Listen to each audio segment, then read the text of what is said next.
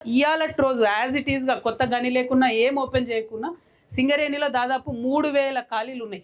ఏది ఎన్ని రకాల జాబ్స్ చూసుకుంటే ఈ 3000 ఖాళీలను నింపడానికి ఎవరైతే డిపెండెంట్ అప్లికేషన్లు పెట్టుకున్నారో వాళ్ళందరిది ప్రాసెస్ చేస్తే డైరెక్ట్గా వాళ్ళందరికీ ఉద్యోగాలు వచ్చే అవకాశం ఉంది. కానీ ఆ డిపెండెంట్ ఉద్యోగాలను డోలాయమన్న పరిస్థితిలో ఇవాళ కాంగ్రెస్ ప్రభుత్వం పడేసింది. 30 నెలలైంది.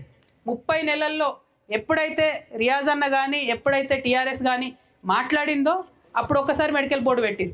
3 నెలల కింద మేము పోయి సింగరేణి భవన్ ముట్టడిస్తే అప్పుడు మెడికల్ బోర్డు ఒక రోజు పెట్టిరు. 54 మందిని ప్రాసెస్ చేసిరు, 4 పాస్ చేసిరు, 50 మందికి ఎగ్గొట్టిరు. అంతేగాని పెండింగ్ ఉన్నటువంటి దాదాపు 2000 మంది అప్లికేషన్లు ఆల్రెడీ అన్ఫిట్ అయిపోయి పెండింగ్ ఉన్న 700 మందికి ఎంప్లాయ్మెంట్ ఇవ్వకపోవడం చాలా అన్యాయం, చాలా దారుణం. రిటైర్మెంట్కు దగ్గరగా ఉన్నటువంటి కార్మికులు చాలా ఆవేదనతో ఏమైనా పోయినా కూడా మాకు చెప్తా ఉన్నారు.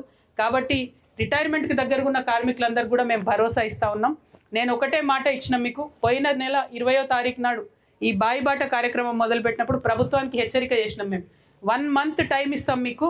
1 మంత్లో కనుక మీరు ఎవ్రీ మంత్ 2 సార్ల మెడికల్ బోర్డు పెట్టకపోతే ప్రజాస్వామ్యయుతంగా గాంధేయ మార్గంలో ఈ నెల 20వ తారీఖు నుంచి నిరవధిక నిరాహార దీక్ష నేనే స్వయంగా చేస్తానని చెప్పడం జరిగింది. చెప్పిన తర్వాత ఏం చేస్తున్నారు, ఏఐటీసీ వాళ్ళు ఒక మెసేజ్ పెడతారు 15వ తారీఖు నుంచి మెడికల్ బోర్డు వచ్చేయని. ఇంతలోపు ఐఎన్టీసీ వాళ్ళు ఇంకో మెసేజ్ పెడతారు 18వ తారీఖు నాడు మెడికల్ బోర్డు వచ్చేయని. నేను అంటున్నా ఈ లీకు వీరుల ప్రభుత్వం వద్దు, మనకు లీకులు వద్దు.